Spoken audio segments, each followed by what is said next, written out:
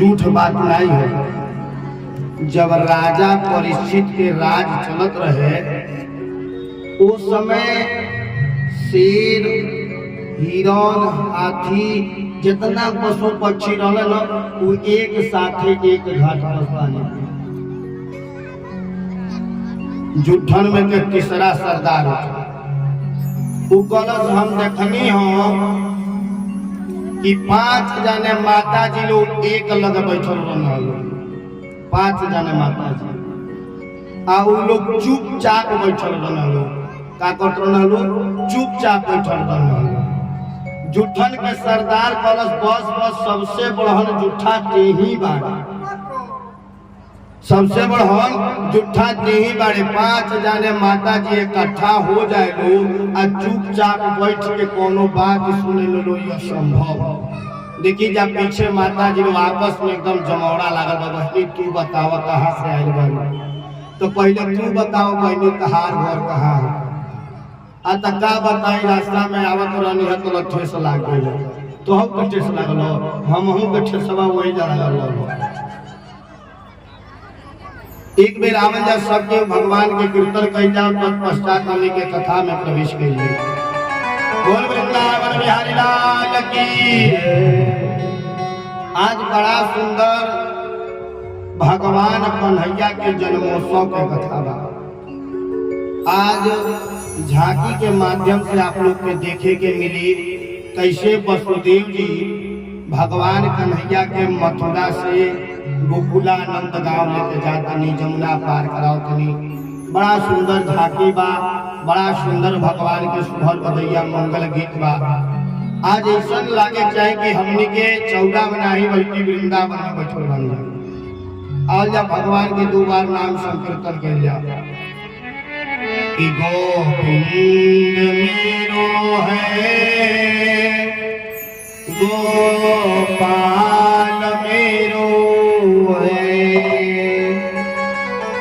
यदि आपको भी लगता है कि भगवान हमारे हैं, जो जहाँ है, खेत में है, घर में है, दुकान में है, मकान में है, खरियान में है, जहाँ है वहीं से भगवान का नाम गुणगान करना प्रारंभ कर दे। कि वृंदा विपिन बिहारी नंदलाल मेरो है। और यदि आपको लगता है कि भगवान हमारे हैं तो सभी लोग मीठी मीठी ताली बजाकर गाएंगे कि गोविंद मेरो है, गोपाल मेरो है,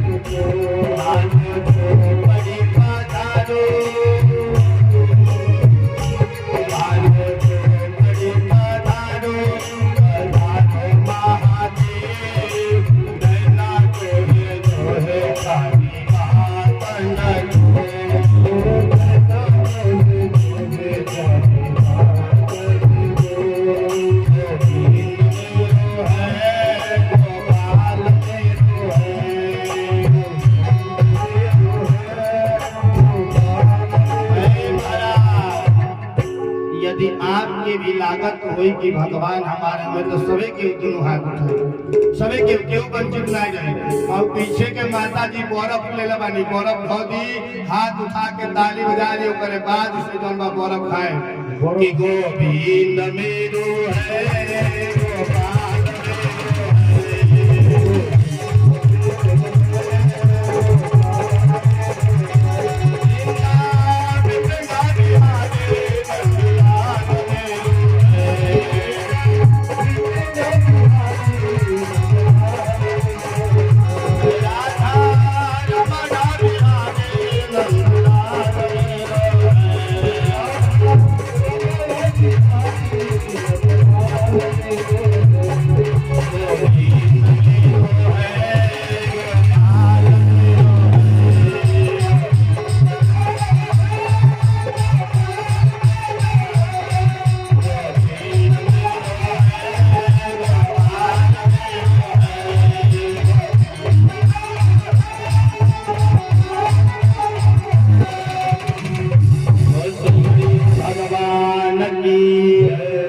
गोपाल महाराज की। माता जी कथा में प्रवेश करने से पूर्व हम आपके लोग के स्वभाव से परिचित करा देते हैं कि लोग के आजकल का मनोवृत्ति स्वभाव बा। एगो बहेलिया रहे, ध्यान से सुनिए। बहेलिया दूगो तोता पकड़ल आ दोनों तोतवा के पिंजरा में बंद के ले गईल तरुगनवा बाजारे में बेचे। राजा साहब निकलल रहे साझी के भ्रमण करे खातिर। राजा देखले कि जौन बहेलिया तोतवा बेचता दोनों तोतवा बड़ा बढ़िया बना। राजा अपने सैनिक के भेजल है कि जा मालूम करके आवो कि तोता कितना में बेचत है। सैनिक गए मालूम करे, पूछले बहेलिया तोता के का दाम बा। बहेलिया कहले कि देखो जौन हई तोता बा 5000 के बा आ जौन हई तोता बा 100 रुपया के बा। सैनिक गए जाके राजा से बतौले कि एगो तोतवा 5000 के बाद एगो तोतवा 100 रुपया के बाद। राजा सैनिक से कहले कि बतावा दोनों तोतवे हवा कुल तो एगो काहे 5000 के बाद एगो काहे 100 रुपया के बाद। सैनिक फिर गए बहेलिया के लगे और जाके पूछले ये बतावल जा जब दोनों तोता हुआ सो तो एगो काहे 5000 के बाद आ एगो काहे 100 रुपया के बाद। बहेलिया कहलस ई बात तू हमसे मत पूछ कि काहे एगो 5000 के बा एगो काहे 100 रुपया के बा।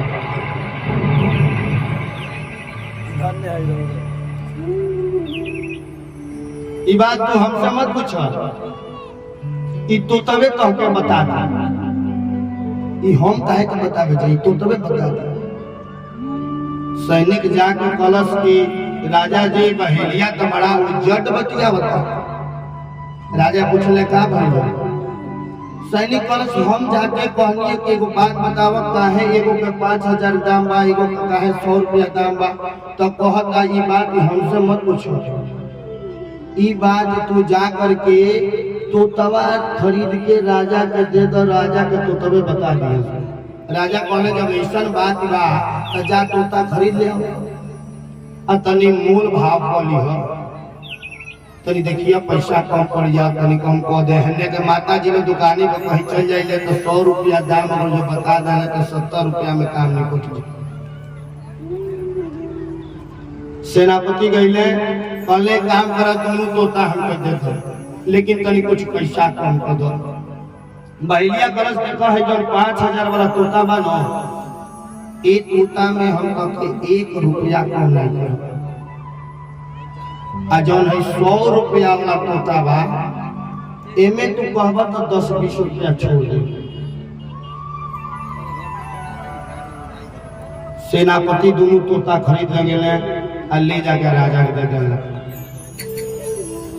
राजा गईले तोता से इतना लगाव रहे राजा के कि 100 रुपया वाला तोतवा हे बगली दुआरी पर टांग डाले आ 5000 वाला तोतवा हे दुआरी पर टांग डाले। जब सवेरे ब्रह्म मुहूर्त भइल तो 5000 वाला तोतवा कहलस हे राजा ब्रह्म मुहूर्त में सुतल है जाला उठ जा। जे ब्रह्म मुहूर्त में सुतेला जे दीने में सुतेला उनकर आयु क्षीण हो जाला कम हो जाला। ए राजा ब्रह्म मुहूर्त में ना सुते चाहिए उठ जा। राजा मन में अपने विचार कैला अरे राम हो राम इतना बढ़िया बात तो आज हमसे क्यों बतौले नहीं रहो। राजा उठले अपन नित्य नैतिक कर्म कैले भगवान के पूजा अर्चन बंधन कैले 6 बज गए। तो तब कहलस ए राजा 6 बज गए तू 4 बजे के उठल बालो ब्रह्म मुहूर्त में उठल बालो अब अइले कुछ खा पी के जलपान नहीं कैलो खराई न हो जाई तारा के। राजा कहला अरे राम हो राम इतना चिंता तो हमार मेहरारू नहीं कैलो जितना चिंता है एगो तोता हमरा खातिर को रख। राजा कहले अपनो जलपान कैले तोतो के लिया के मरछा दे देले तोतो नाश्ता कैले 8 बजल दिन के। तोतवा कहलस ए राजा को बजे भोजन करेला। राजा कहला 12 बजे भोजन हो जाला। तोतवा समझैलस देखो 3 टाइम भोजन करे चाहिए अगर जो शरीर के ठीक ठाक आरोग्यवान रखे के बा रोग से मुक्ति पावे तो तनी मनी सवेरे भोजन कर ले चाहिए तनी मनी दोपहरिया में भोजन करके आराम कर ले चाहिए तनी मनी रात में भोजन करके आराम कर ले चाहिए लेकिन 3 टाइम भोजन करे चाहिए। राजा कहता के बात मार के भोजन कर ले। जब 10 बजल तो 100 रुपया वाला तोतवा उठो 10 बजे सूत के उठो कहता है राजा देखत नहीं कल सूत के उठ गई नी अब हमके कुछ खाए के नहीं दहलो। राजा कहले कि हई देखो न है जाति के चिड़िया और राजा से मांगत हटे कि तू खाए के नहीं दहलो। राजा कहले जाए तो चिड़िया के जाति है इसे खा करेगा। फिर 10 मिनट बाद तोतवा कहता है राजा सुनला नहीं हो तो से कहनी हो। राजा कहले कि रोई जा पे मयान से तलवार निकाला तनी इनकर गटइये काट देते। राजा दौड़त गईले मयान से तलवार निकलने की 100 रुपया वाला तोता के गला काट दी। जैसे तलवार बदले 5000 वाला तोतवा कहला से राजा ई का करतो। हे राजा तू नहीं जानत कि जीव के हत्या कोई पाप हो। केहू के जान बचे हमरे वजह से तो ओकर जान बचा देवे के चाहिए। अगर जो हमारे झूठ बोलने से कोनो बहन के घर बस जाए तो झूठ बोल के घर बसा देवे चाहिए।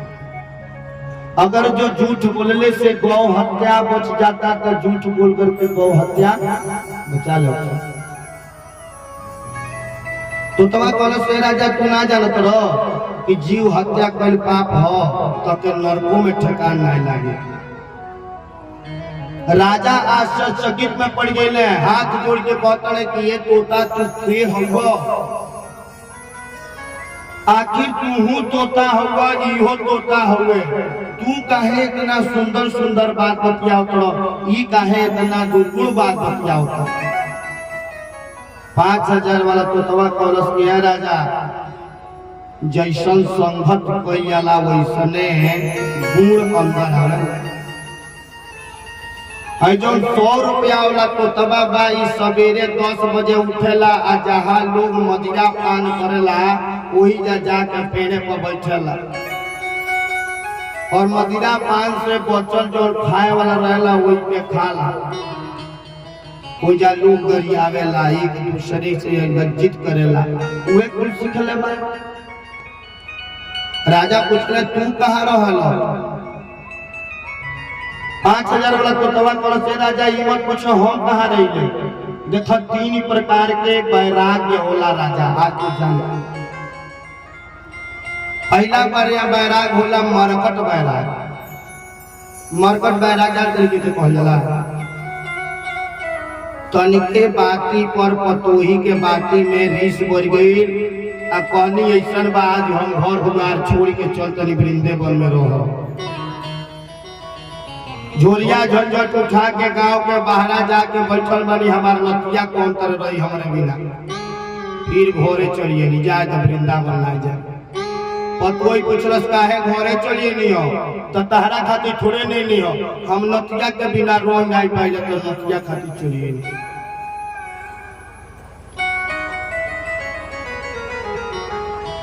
एगो बाबा भोलेनाथ के बड़ा बढ़िया गाना निकलल बा कि छने छने बदले रौरो मिजाज भोला जी।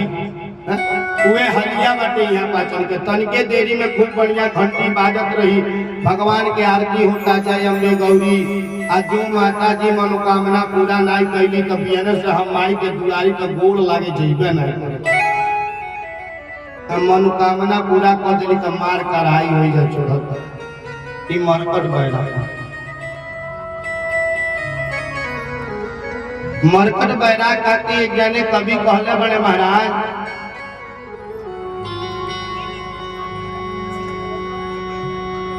इतना सुंदर है मनुष्य के तन बाटे, भगवान की भक्ति में लगा लग। एक समय आई न कि केहू सहायता करे वाला ना लगे। अरे जो विधि कर्म में लिखा विधाता मिटाने वाला कोई नहीं। अब पड़े तो गजभर कपड़ा देने वाला कोई नहीं।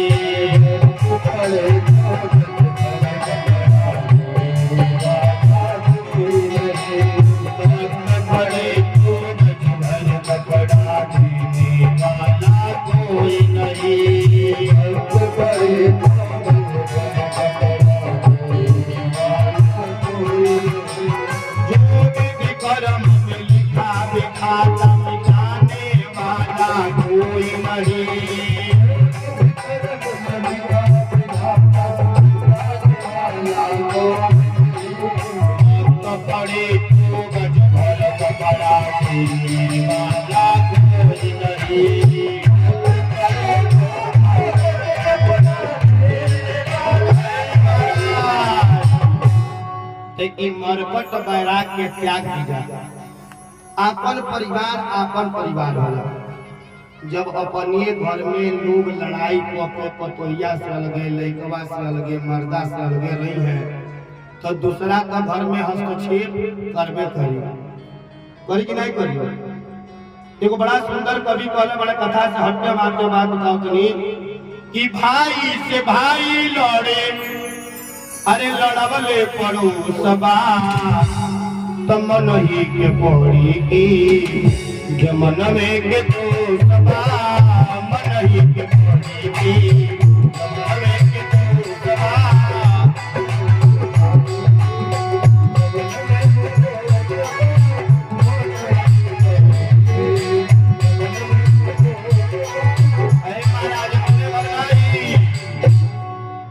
अरे की फिल्म के नकल कर ताड़ी में हरारू,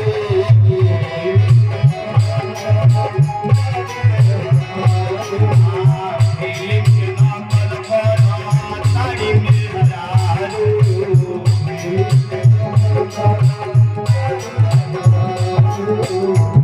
देख संगे संगे पिया तारी दारू।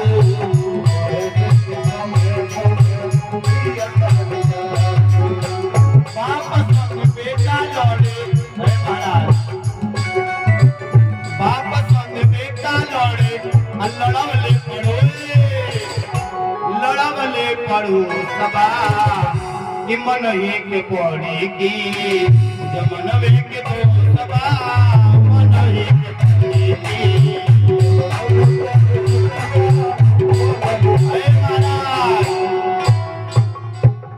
एगो बात हम फिर से आप लोगों के कथा से हटकर बताओ। आई जी हाँ के ढोलकवा बजाओ तीनों यहाँ के गोल्ड मेडलिस्ट है, गोल्ड मेडलिस्ट कोने विभाग में, ढोलकवे विभाग में। हमने के जो गाना सुनल जाला ना, गाना ध्यान से सुनल जी, बड़ा आवश्यक की बात है। इससे कोनो हमारा मतलब ना बा, लेकिन फिर भी हम चाहते नहीं कि आप लोग जानी जाए कि जनले बिना बहुत काम खराब हो जाए।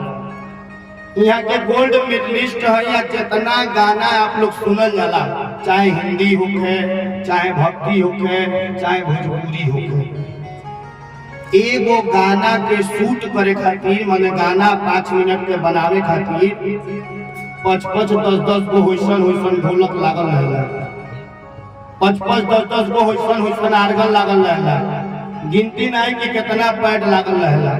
तो अब जाके एगो गाना 5 मिनट 10 मिनट के रिकॉर्ड होला। गुरु जी गलती नहीं कहते नहीं। आ वो गानवा पर जब नाच करल जाला तो मैं देखल जाला आजकल कितना अश्लील कपड़ा पहनावल जाता है, और वही के नकल आजकल लोग उतारत हैं अपने घर में। आप लोग जरूर देखल।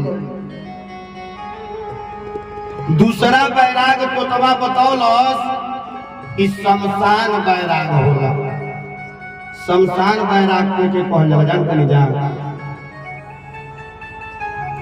दिन भर दूसरे के ऊपर मजदूरी कैली, दूसरा कोनो बात कोई दलस तो के बर्दाश्त कर लेनी, तीसरा दू झापड़ मार डालस ओहू के बर्दाश्त कर लेनी।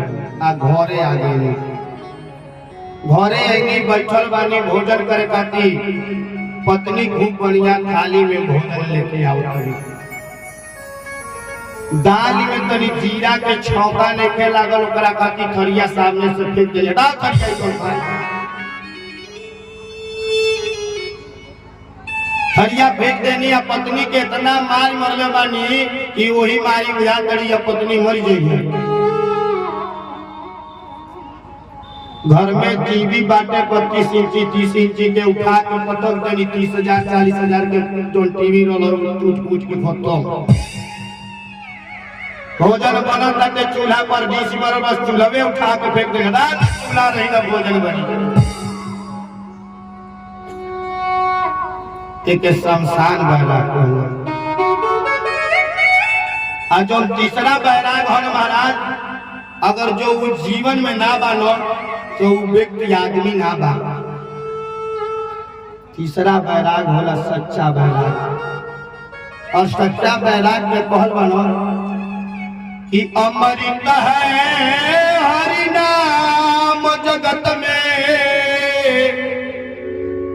इसे छोड़ विष पीना क्या, हरि नाम नहीं तो जी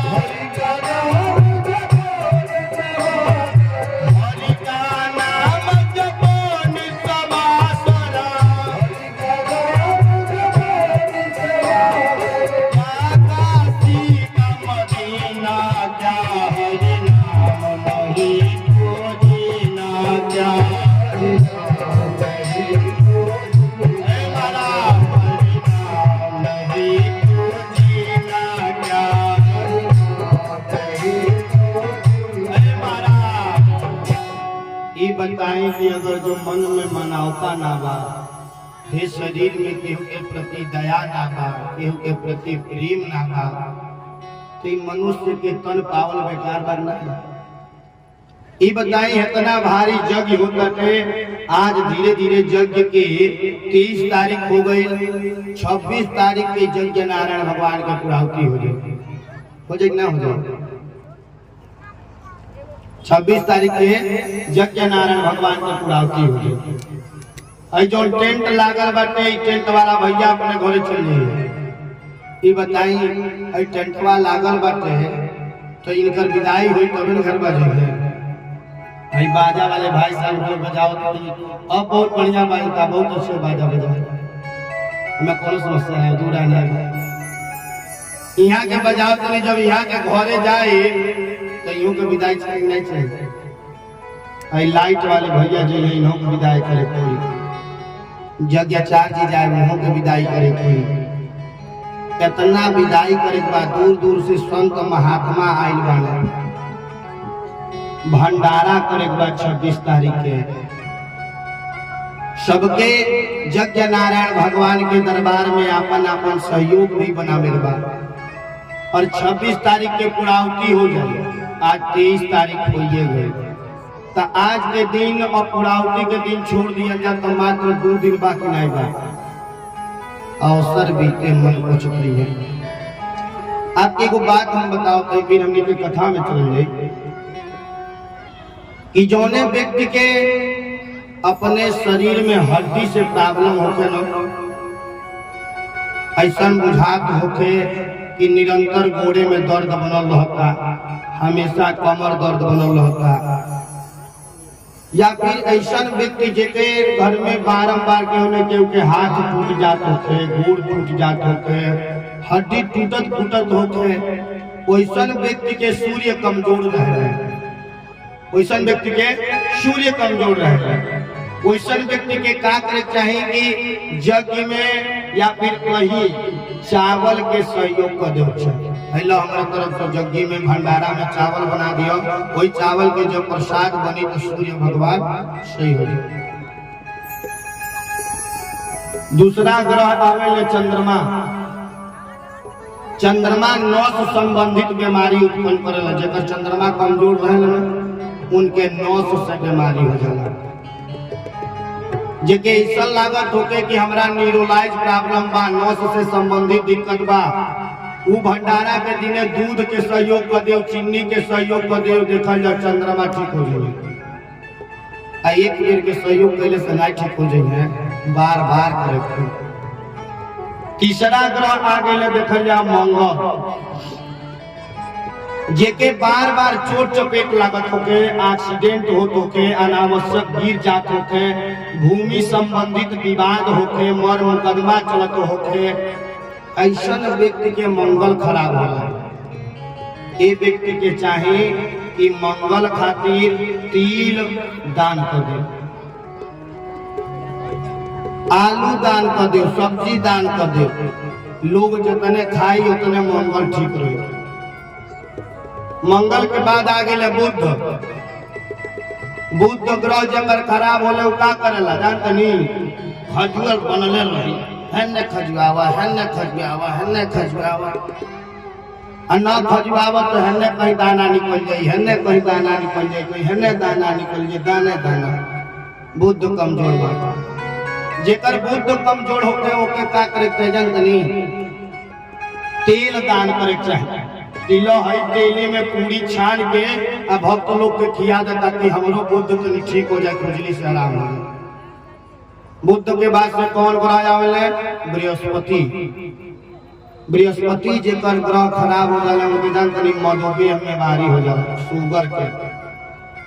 शुगर के साथ साथ गैस के प्रॉब्लम बना देला, उल्टी के प्रॉब्लम, दस्त के प्रॉब्लम बना देला।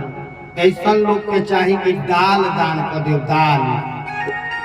दाल बनी नहीं, दाल हो पाता तो दूध में दान कर दिया जाला, दूध नहीं दूध होता घी दान कर दिया जाला। लो सहयोग बा हमारे ओर से, बृहस्पति ठीक हो जाइए।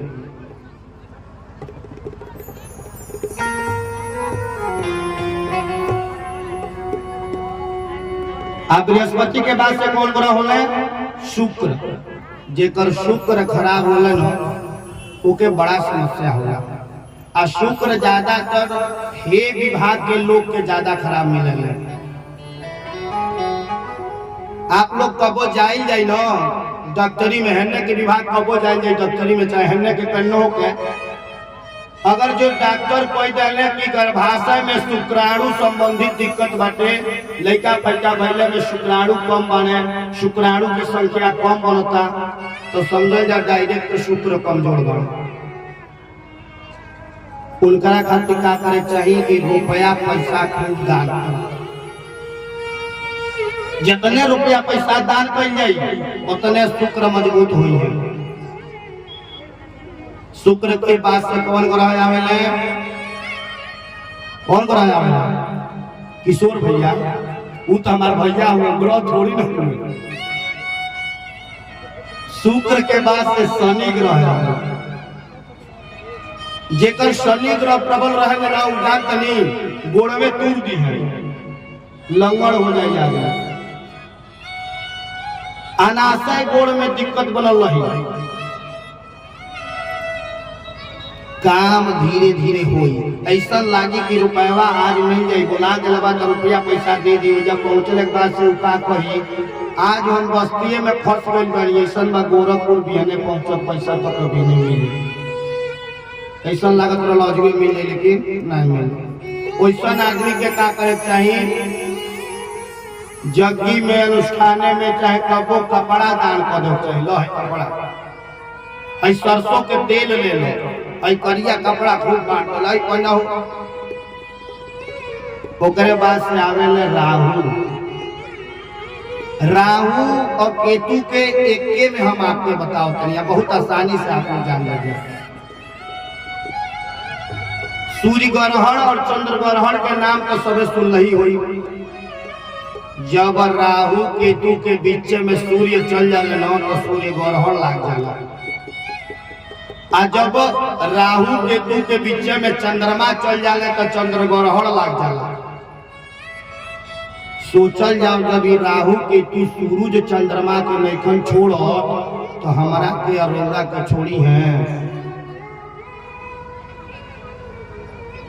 जितना परस्पर पेट से दिक्कत बनल होके लाखों रुपया के दवाई हो गई लेकिन पेट की बीमारी ठीक ना होता,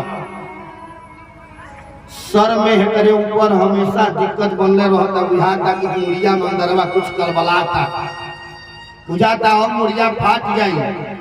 वैसन आदमी के राहु केतु कमजोर होला। ऐसा व्यक्ति के चाहिए कि जितना है अपंग आदमी बाने, असहाय आदमी बाने, गरीब आदमी बाने, ओकर मदद करे। आ देखल जा कितना बढ़िया अवसर बा कि जा चौड़ा में जगी होता। ऐसा क्यों नहीं के जे एमे से सूर्य चंद्रमा मंगल बुध बृहस्पति शुक्र शनि राहु केतु ये कोनो ग्रहवा से बचल होके, चाहे हम हो की चाहे न केहू हो।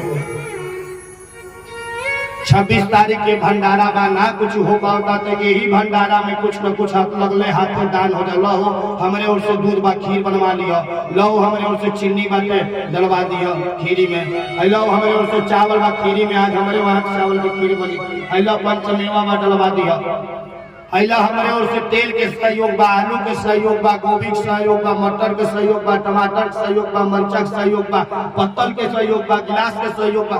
दान कैले के कमी बा। कलिया हम जयप्रकाश भैया से कहले रहे कि तू पानी बांटो बढ़िया, जेकरा देवे के रही, जेकरा अपने परेशानी से निदान पावे के रही, कौनो तरह के आओ जा एक बेर भगवान के नाम के गुणगान करके हमने के तब हमने के भगवान के जन्मोत्सव में प्रवेश करिया। बड़ा सुंदर भगवान कन्हैया के आज जन्मोत्सव बा। जे अभी उपस्थित नहीं बा आ करके भगवान के जन्मोत्सव में भाग ली और ऐसा बनावल जा माहौल की लागे हमने के वृंदावन में बैठल बन जा। आओ जा भगवान के नाम के गुणगान करके तुम जयकार लगा दिया जाता। बोल वृंदावन धाम की, सवरिया सरकार की, रुद्र महायज्ञ की। वृंदावन धाम अपार, लटे जा राधे राधे।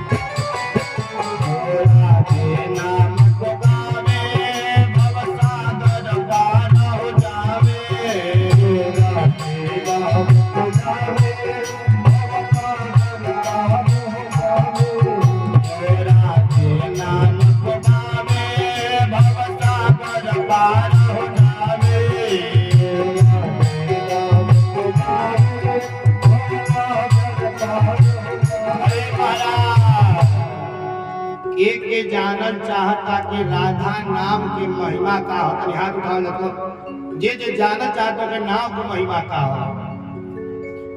कि तेरी महिमा या परम पार, राधे राधे राधे।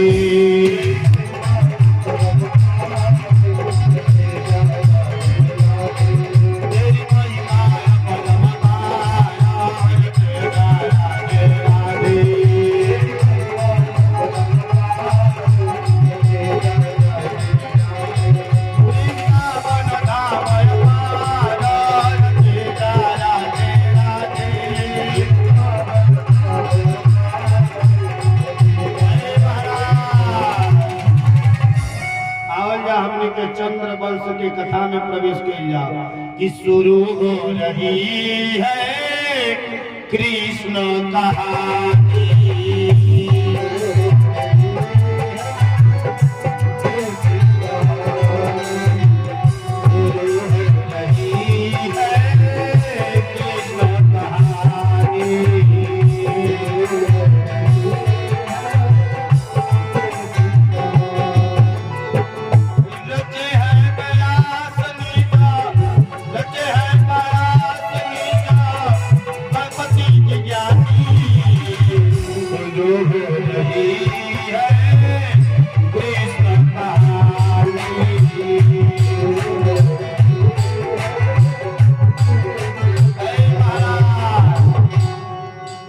कृष्ण वंश में एगो राजा भले जेकर नाम रहे ययाति राजा।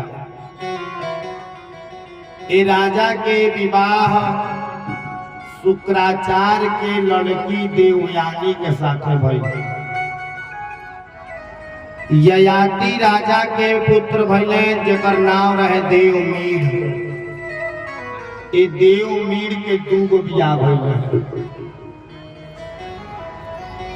दोनों जाने रानी से मिल करके दू जाने लड़का उत्पन्न भइले। एक जाने का नाम है अर्जन्य, एक जाने का नाम है पर्जन्य।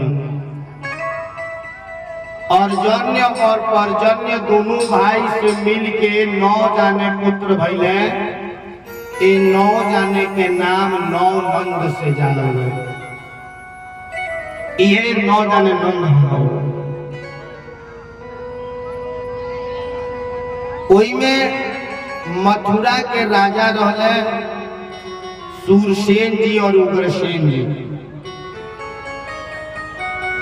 महाराज सूरसेन जी यमुना के पार रही और उग्रसेन जी यमुना को पार।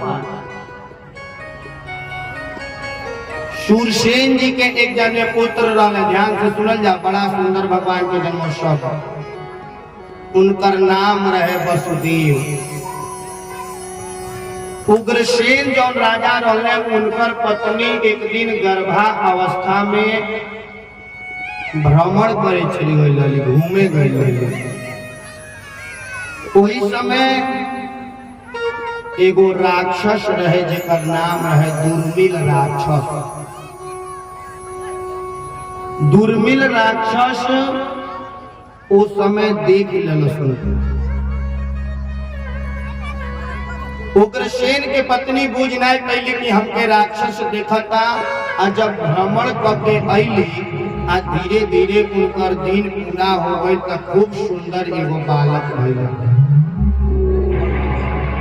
जब खूब सुंदर एगो बालक भइल,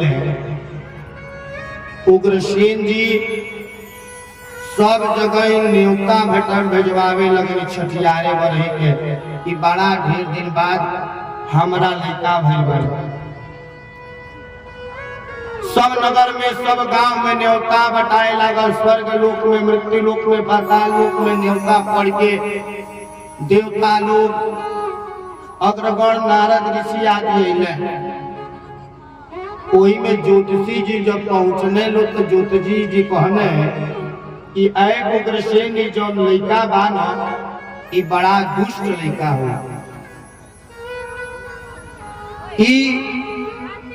यज्ञ अनुष्ठान के विनाश करे वाला हो। ई ब्राह्मण के, संत के अपमान करे वाला हो। और इतने नहीं, ये इतना दुराचारी पापी हुई न कि न माई के चीनी न बाप के चीनी। उस समय उद्धव जी महाराज महामंत्री रहे मथुरा का। उग्रसेन जी उद्धव जी के बुलौनी, महाराज उछल गए कि का उपाय बाटे। उपाय निकलल कि अगर जो लड़का के त्याग दिहल जाए तबे राजपाठ बची, नहीं तो लड़का ईश्वर पापी अधर्मी बा, सब राजपाठ बर्बाद कर दी। ब्राह्मण के अपमान करी, कहीं यज्ञ अनुष्ठान नहीं होते दी। उग्रसेन जी का कहनी वो लइकवा के एगो संदूखी में बंद करके आ जमुना जी में प्रवाहित हो गई बहावा देंगे। जब लइका जमुना जी में प्रवाहित होत रहे उस समय आगे शूरसेन जी जमुना जी में तर्पण करत रहे। जब शूरसेन जी देखनी कि जमुना जी में इतना सुंदर बालक बहुत आवत पड़े, शूरसेन जी वो लड़का के निकाल के अपने घर लेते हैं। जब कुछ दिन बीतल तो शूरसेन जी वो लड़कवा के नामकरण संस्कार करवाते। गुरु जी ने वो लड़का के नाम धरा गई कंस। अब कंस और वसुदेव जी दोनों जाने एक के साथ खेले लोग। धीरे धीरे कुछ दिन व्यतीत भइल। जब कुछ दिन व्यतीत भइल तो नारद जी आकाश मार्ग से जाते हैं कि भजमन नारायण नारायण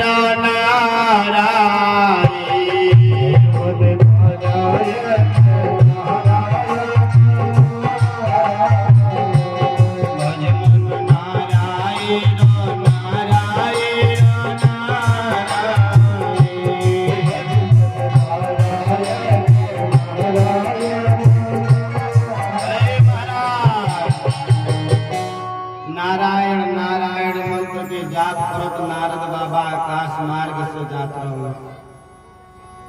जब नारद बाबा आकाश मार्ग से देखले कि वसुदेव और कंस एक के साथ खेलत रहे तो नारद बाबा वही चलिए। नारद बाबा आके पूछले कंस से ई बतावा कि कंस तू जानत एकर लड़का हो? कंस बोले हाँ हम जानत नहीं केकर लड़का हो। पूछले केकर लड़का हुआ? कंस बोले हम शूरसेन के लड़का हो। नारद बाबा कहले तू शूरसेन के लड़का नहीं हो, तू उग्रसेन के लड़का हो। उग्रसेन के लड़का हो तब कैसे हम एजा चली आए? नारद बाबा कहले कि जब तू पैदा भइल तो तेरे पहले कहके दुर्मिल राक्षस देख ले रहे, ऐसे तहार राक्षसी स्वभाव हो गई। अब पंडित जी लोग ये बतिया के जब तहार कुंडली देखने लो तो जान गए। तो तारे पिता से कहवा के जमुना जी में प्रवाहित कर दिलो और जमुना जी में शूरसेन जी उठा के ले गए पोष पाल के बढ़ल करते। अब कंस कहलस कि हम अपने पिता से एक बदला ले, हमारे पिता काहे हमरे घर से निकाल दिया। कंस तुरंत अपने पिता से युद्ध करे खातिर चढ़ दलस कि मथुरा पर चढ़ाई हम कर दे। नारद जी कहले सुनो तारे लगे बल है नहीं है, बुद्धि है नहीं है, शक्ति है नहीं है, तो मथुरा पर विजय कौने तरह प्राप्त करबो? नारद जी से कौन से पूछलस कि बताई बाबा तो का करी हो? कौन से कहले कि जाके शंकर जी के तपस्या करो। कौन से जाके शंकर जी के अखंड तपस्या कैले बा। ओम नमः शिवाय, ओम नमः शिवाय, हर हर भोले नमः शिवाय, नमः शिवाय, नमः शिवाय।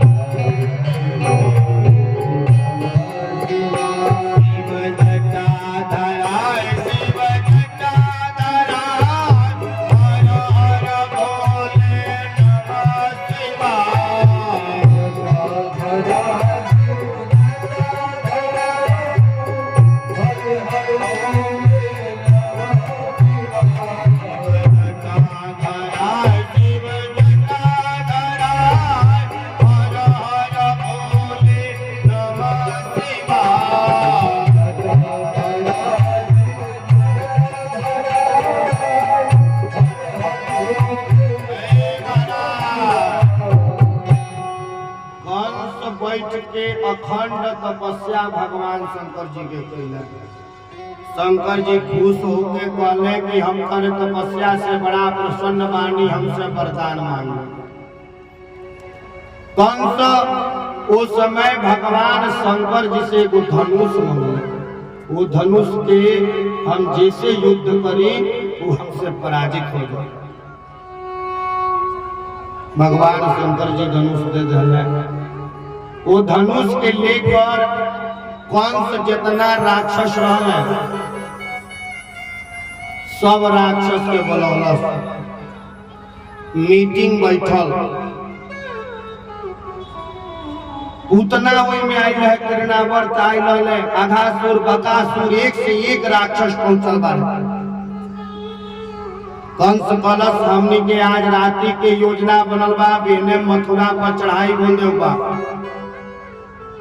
अब मथुरा पर चढ़ाई बोल के उग्रसेन के बंदी बना देवे के बा। अब मथुरा के राजा बेने से कंस लेंगे। सब राक्षस मथुरा पर चढ़ाई कर दिले। कंस अपने पिता उग्रसेन के पकड़ के ले आके कारागार में बंद कर दिले। कारागार में बंद करके अपने मथुरा के राजा बन गए। एने जवान वसुदेव जी रहनी हो, ये वसुदेव जी के 7 जाने पत्नी रहने। पहली जाने का नाम रहे गौरवी, दूसरा जाने का नाम रहे रोहिणी, तीसरा जाने का नाम रहे भद्रा, चौथा जाने का नाम रहे मंदिरा, पांचवा जाने का नाम रहे रोचना, छठवा जाने के नाम रहे ईला और 7वां देवकी। ई देवकी के हो, ई कंस के चचेरी बहिन है। राजा दैवक के पुत्र रहली देवकी। एक दिन कंस अपने राज में मथुरा में भ्रमण करत रहे। वही समय दैवक राजा के पुत्री जौन देवकी रहली उनके कंस देख लगा। जब उनके कंस देखले तो मन में विचार करत रहे कि हमार बहिन विवाह के योग्य हो गई बिया, बहिन के बियाह कर दिया जाए। अब हम आपके बताओ तनी कि कंस देवकी खातिर सुयोग्य वर खोजे लगल। सुयोग्य वर वसुदेव जी महाराज के साथे कंस देवकी के बियाह ठान लागल। न्योता बताए कि गौवा नगरिया में न्योता बताए लगल।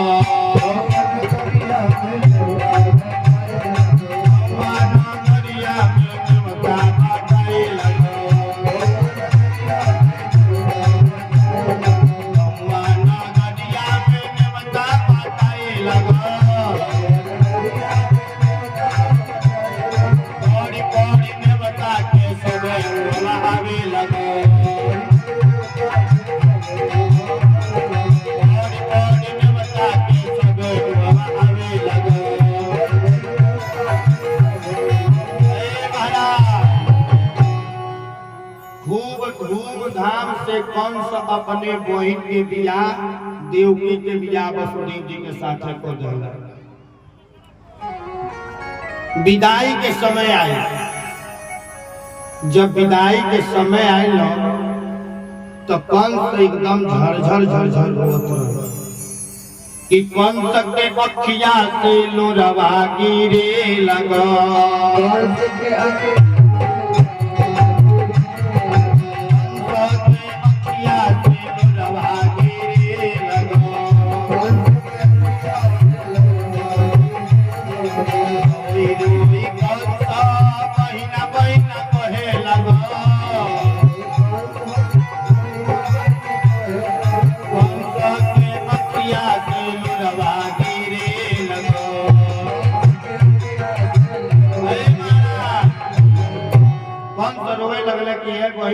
विदा कर दे तनी कैसे रहो महाराज। जैसे कंस अपने बहिन देवकी के रथ पर बैठावे ले गए, आकाशवाणी भई यह कंस जौने बहन के तू इतना धूमधाम से विदाई करत रहो, तो हम बता दी यही बहनिया के जौन आठवा लड़का हुई न तहार काल हुई।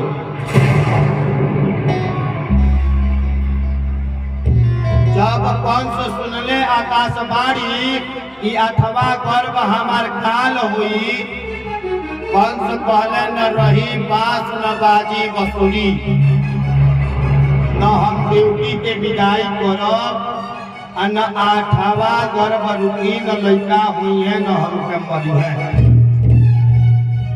कंस देवकी के केस पकड़ के रथ पर से नीचे खींच दिया।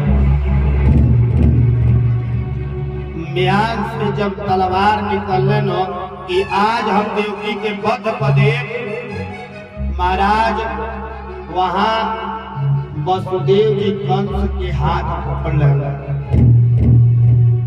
कहले ऐ कंस आठवा गर्भ न तहार काल हो, हमार जब आठवा लड़का हुई हम ले आके कहके दे दे, तो मार दिया तो ओके, लेकिन हमारे पत्नी के मारो। हर एक पुरुष के यह कर्तव्य बनेला कि चाहे जीवन में कोनो भी परिस्थिति आ जाओ, अपने पत्नी के साथ ना छोड़े। अगर जो एक पत्नी के साथ उसका पति निरंतर खड़ा है महोदय, तो वो पत्नी पूरा जीवन जग जीत लेगी। महाराज जैसे तैसे वसुदेव जी महाराज देवकी जी के रक्षा किया। कंस ले जाके वसुदेव और देवकी जी के कारागार में बंद कर दिया। धीरे धीरे साल भर बाद देवकी मैया के एक जाने पुत्र भइले। जब एक जाने पुत्र भइले, वसुदेव जी महाराज ले जाके कंस के देत रह कंस है तू अपन पुत्र जौन बलि कहत रहा लेकर के बैला है तू बलि दे दो। कंस कहता यथा समय उनके यहाँ हुई प्रथम संतान, ले पहुंचे वसुदेव वहाँ सारा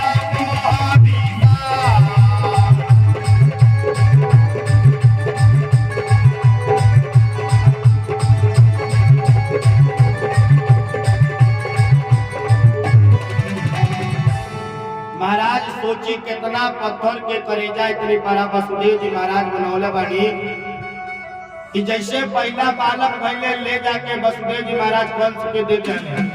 कंस कहता कि है वसुदेव हमार काल आठवां गर्भ हो, है पहला बालक हमके ना चाहिए। कंस कहता यह महात्याग सच्चा साहस, अंकुश बस का उखाड़ा है, और इस मास के थोड़े ने मेरा क्या ये बिगाड़ा है।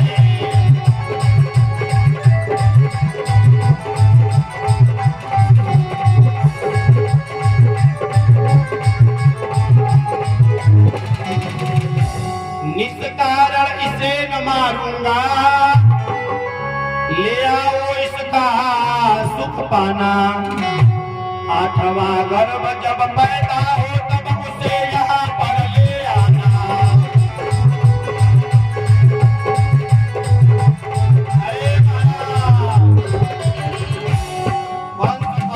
निरपराध लड़का के मार के हम का करब, एक काम करो जब आठवां गर्भ हो तब लेके ले जाके एक सुख पावा। नारद जी सोचले कि कंस के अंदर दया आ जाई तो राक्षसन के कैसे उद्धार हुई। तुरंत नारद जी अपन बीड़ा उठैले कि भजन नारायण नारायण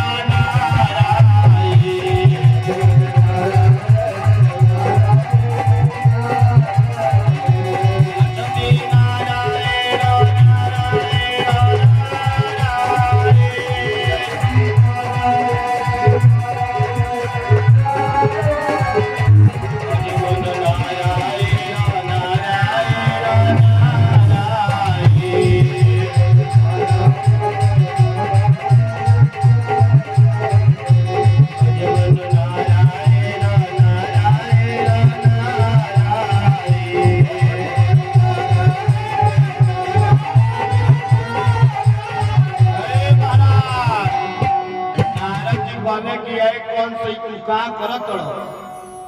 कौन से कहले कि जब आकाशवाणी भइल रहे, आकाशवाणी ई भइल कि 8वां गर्भ काल हउए। तो जब 8वां गर्भ काल हो तो हम पहला गर्भ के काहे मारी, जाए कि 8वां गर्भ के मारेंगे।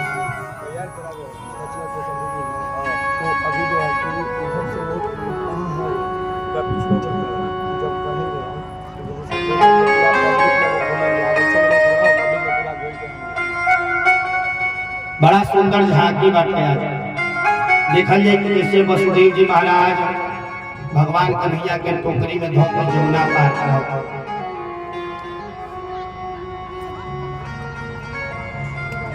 नारद जी कहले 8 गो गोटी उठा के ले ले, 8 गो गोटी आ 8 गोटिया कहेंगे अजूरिया में लेके गुण सब हिला डाल। अब कहले एक कौन सा बतावा है मैं 8 नंबर के गोटी कौन हो। अब कौन सा के बुद्धि हेरा गई। कौन सा जवन लड़का के छोड़ के रहे दया बस ओहू लड़का के उठा के मार दिया। ई वसुदेव जी के पहला ऐसा लड़का हुए जवन की एक दिन जिंदा रह। इनका नाम पड़ल कीर्तिमान। 6 जाने फिर लड़का बन। जब 7वां गर्भ के बारी आए तो रामा अवतार में ही भगवान लक्ष्मण जी कहले रहे कि अगले बेर जब जन्म हुई न तो बढ़न हम बन के चले। 7वां गर्भ भगवान देवकी मैया के गर्भ से खींच करके रोहिणी मैया के गर्भ में डाला। देखल जा महाराज देवकी मैया के 6 जाने पुत्र हो गए। 6 जाने पुत्र के कंस मार डाला, लेकिन रोहिणी मैया के पहला जाने पुत्र भइल। रोहिणी मैया के खुशी के अपार नहीं बा। रोहिणी मैया पंडित जी के बोलावत तड़ी, चतुराइन के बोलावत तड़ी। हमारे घर लल्ला भइल बा, सोहर बदैया होता टे, मंगल गान होता टे। धीरे धीरे 8वां गर्भ के पारी आवता। हमने के भगवान के जन्मोत्सव के समय आवता। कभी कहले बने भादो का मेघ घिर रहा, बिजली का कर डराती है, अब पीछे से सिंह बोलता है, जमुना पीछे से डराती है।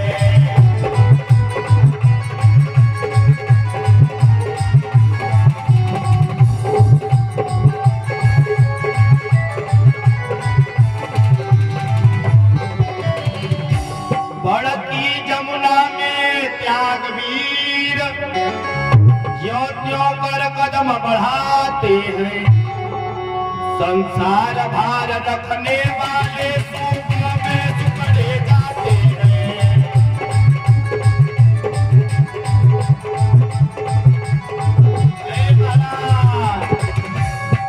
बड़ा सुंदर देखा जा, भादों के महीना आ गई, रात्रि के समय आ गई। सिंह गर्जना करता, बिजली गर्जत किया, जमुना जी गड़गड़ गड़गड़ गड़गड़ प्रभावित हो गई।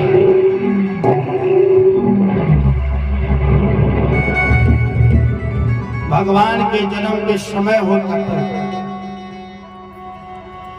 महाराज। जैसे भगवान के जन्मोत्सव के समय भइल, धीरे धीरे जितना मुहूर्त रहले मध्य रात्रि 12 बजे तक एकत्रित भइल।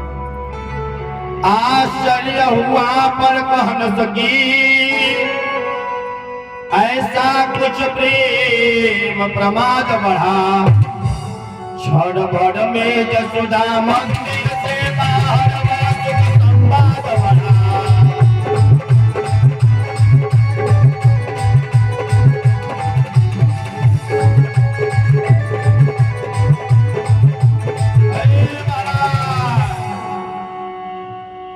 मध्य रात्रि 12 बजताटे सिंह गर्जना करता जमुना जी प्रवाहित उतरी यही में भगवान कन्हैया के प्रादुर्भाव होता। बोल भगवान कन्हैया की कि नंद घर आनंद भयो जय कन्हैया लाल की।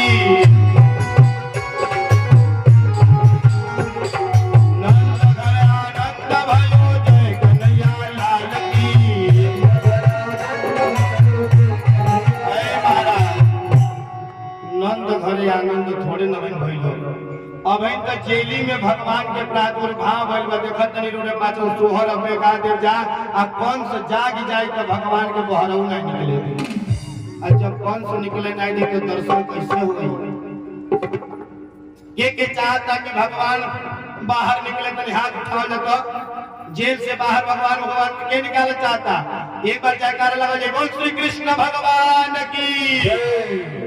मध्य रात्रि बा महाराज जब भगवान के प्रादुर्भाव भइल जितना सैनिक रहले सब सैनिक सूत गए। जब सब सैनिक सूत गए धीरे धीरे कारागार के गेट अपनी मने खुले लगल। वसुदेव जी भगवान कन्हैया के उठौनी और ले जाकर जमुना पार कराओ। जमुना पार जसोदा जी के घरे नंद बाबा के घरे एक जन बड़ा सुंदर जन्मोत्सव के उत्सव मनावे के तैयारी रहे कि आज हमारे घरे पुत्र हुई। राती के नौनद गली देखे खाती की भाभी के लाला भइल बा की लाली भइल हुई का देखे गई कि लाला भइल बा लाली भइल बा। इतने में वसुदेव जी आ करके और भगवान कन्हैया जी के जसोदा जी लगे सुता दहले और लाली के ले जाके कारागार में अपने लगे रखल। रावण के लगे संदेशा पहुंचल कंस के लगे जा संदेशा पहुंचल। जब कंस सुनने की 8वां अवतार हो गई बा कंस धड़बड़ा आवत है। कंस आके पूछत है का भइल बाटे। वसुदेव जी महाराज कहने लाली भइल। कंस कहले कि आकाशवाणी भइल रहे कि 8वां गर्भकाल होई ई तो लड़की भइल बिया तो कौन तरह हमार काल बनी। कंस के मन में विचार आए कि हो सके कि ये लड़किया के जो 8वां गर्भ होई वो हमार काल बने। कंस उठौले आ लड़किया के गोड़वा पकड़ के चले हो सिलवटवा पर पटक के लड़किया अष्टभुजी महारानी बन के प्रकट हो गई। बोल विंध्याचली महारानी की।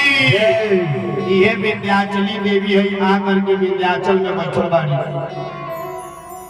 आज एक दिन विंध्याचली देवी के हमने के निमंत्रण भेजल जाके माई ये कथा में आवे और सबके कल्याण करे कि पाचे पाचे पानावा पर पाचे हो तो सैली हम तो दुर्गा माई के भेजी लेके वतवा हो जा। हम तो दुर्गा माई के भेजी लेके वतवा हो जा।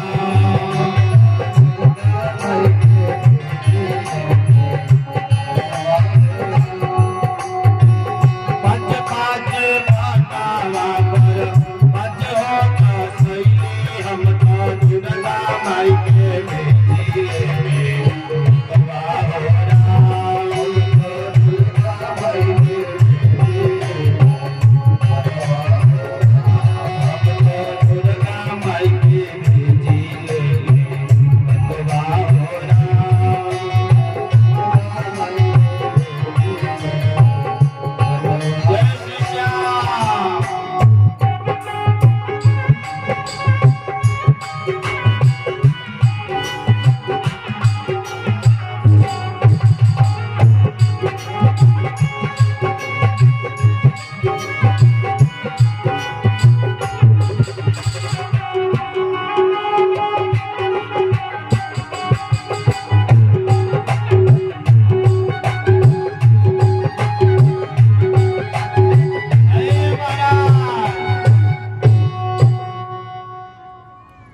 जब ननद पहुंचली देखी लल्ला भइल बा कि लाली भइल बा आ जैसे कपड़ा हटावत तरी तो देखत तरी कि लल्ला भइल बा लगली शोर करे कि भगवान प्रादुर्भाव भइल बा यशोदा मैया के लल्ला भइल बा यशोदा मैया के लल्ला भइल बा। अब यशोदा मैया के चौथा पर में लल्ला भइल बा सुन के सबे के दर्शन करे कि द्वारे द्वारे बंधन बारे गिरिवर पर चढ़े सकारे हैं कोई लल्ला का मुख चूम रहा कोई लल्ला को प्यारे है।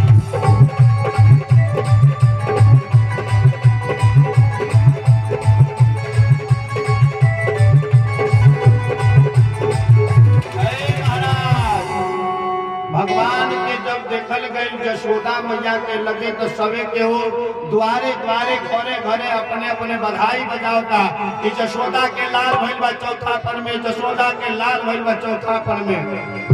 पवरिया सुन लेला ई कुल एकदम कान लगा कर सुनते रहले पवरिया के घरे घरे लाल भइल बा जल्दी पहुंची।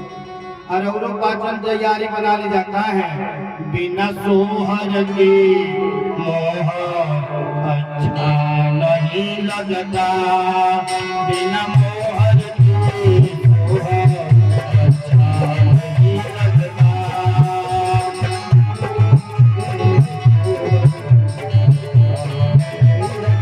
बिना मोहर के सोहर अच्छा नहीं लगता।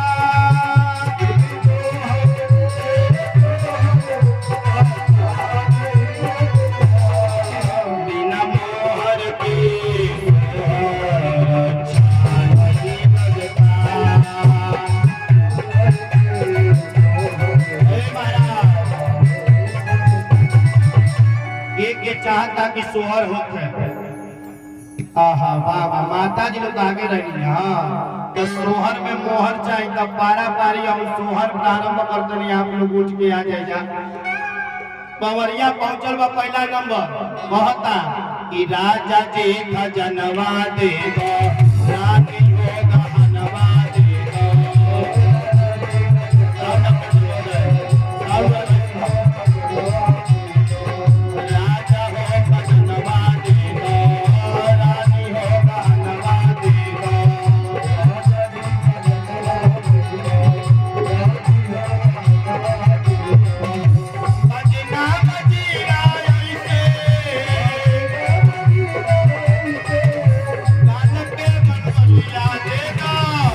राजा हो खजनवा दे दो रानी हो हनवा दे दो।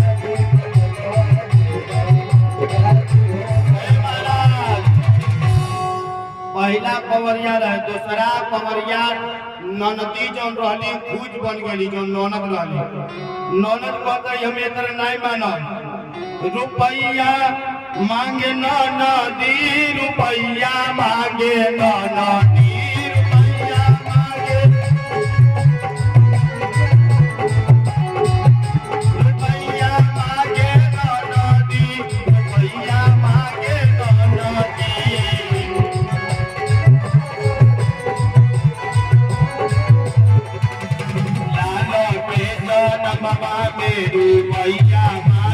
नदी।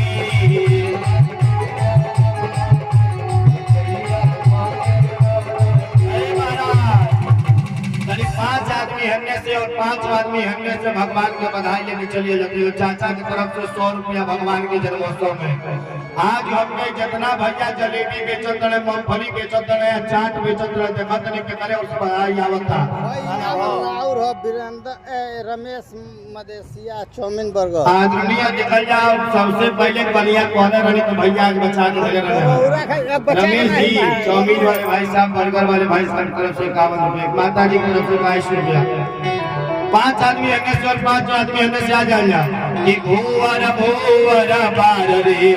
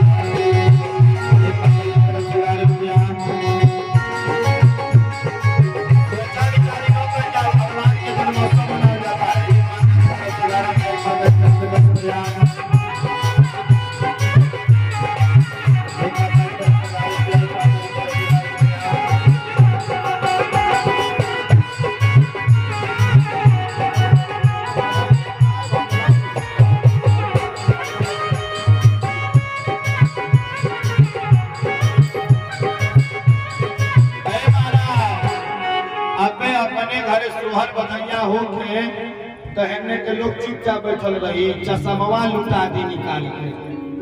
अयोध्या में जो चश्मा लागल जो ने बिना है बाबा के लौकी नहीं वो लुटा दी है।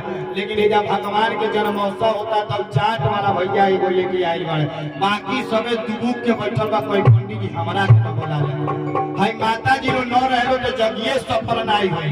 आ देखी चाचा जी के तरफ से तैयारी बनल बाटे कि मेरे ललना को पलना मांगा दो पिया जी, मेरे ललना को पलना मांगा दो, मेरे ललना को पलना मांगा दो पिया जी,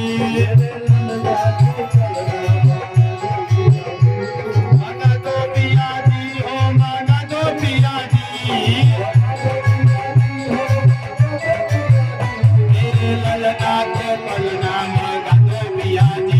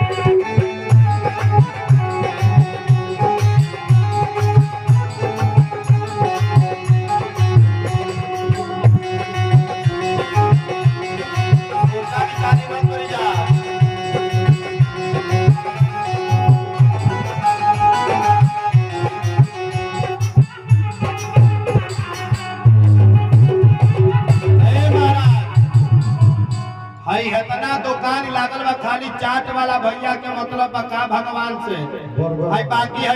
अच्छा बर्गर वाला बोले हो, बर्गर वाले भैया के है। बाकी लोगवा जलेबिया मूंगफलिया एगो गुटकवा है बेचत ने लो ये लोग के तरफ से कब आई और टेंटवा में लोगवा दुबुक के बैठल रहता उन्ने से कब आई भाई कहे हे मूर्ति के तो मन बतिए नहीं करे के उनो के मामा के उपाधि देवे के पड़ी। अच्छा नंद घर बाजता बधैया जसोदा घर सोहर होला जसोदा घर सोहर होला हो ललना जनमेले किसना कन्हैया तीनहु बोला तारा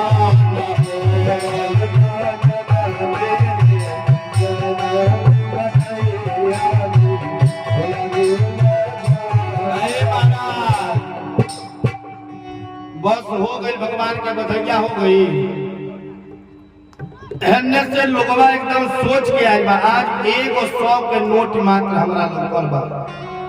केहू ऐसनो आदमी होखे है सभा में जे 100 के नोट के जोड़ा लगा दे तब बात के आगे बढ़ जाए। इतना लोग कमासुत बैठल बा एगो 100 के नोट के जोड़ा लग जाओ केहू एक आदमी बढ़िया ले आओ सोना के मुकुटवा तमोरा पंख नाम हुए।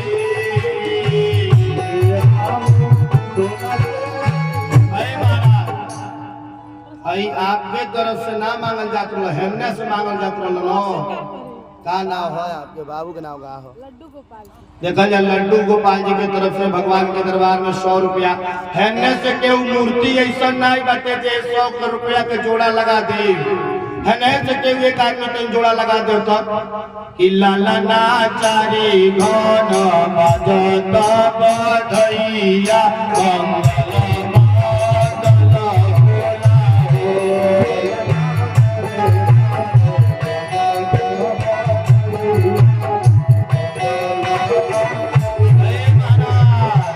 देखो जो छोटे चुई बाबू की तरफ से 11 रुपये आ गए कार उरे पाचन सोचा बिचारी में फंस गए। आई बाबा के तरफ से 500 रुपया गई का आई दादा हम कोई 500 भैया घर बढ़ा गई थी कमेटी के केवल लोग होके तो 400 रुपया वापस कर दिए जाओ। हाई बूढ़ पुरनिया आदमी 100 रुपया आई देख जाओ। आदरणीय जय किशोर जी के तरफ से भगवान के दरबार में 100 रुपया। हाई बूढ़ पुरानी आदमी 100 रुपया रेट तेरी के हई हमार बड़का भैया कमलेश गुप्ता जलेबी वाला 151 रुपया। देखा जाओ आदरणीय कमलेश गुप्ता जी जलेबी वाले की तरफ से 151 रुपया मिलल बा। दो जगह से तो मिल गई और देखा तनी एक जगह और कहीं बाकी बका। दो आदमी और 100 के नोट ले ले तो देखो 500 के नोट ही हो जाए। 500 रुपया तैयार हो जाए बाबा के फुट कर दिया जाए। दो आदमी क्यों चली आवे हन्ने नौना दी जोन बा कागना खातिर इसी आइल बा कि आगाना से बोले ननदिया कागनाले में हमारा कागनाले में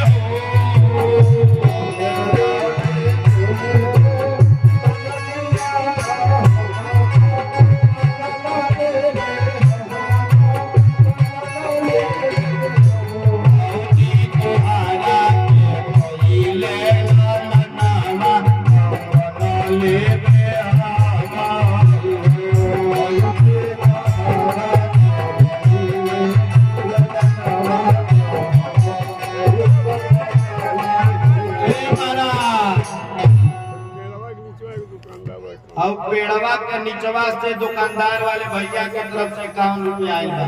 रमेश चाउमीन बर्गर आदरणीय बड़े भैया रमेश चाउमीन बर्गर जी की तरफ से 51 रुपया।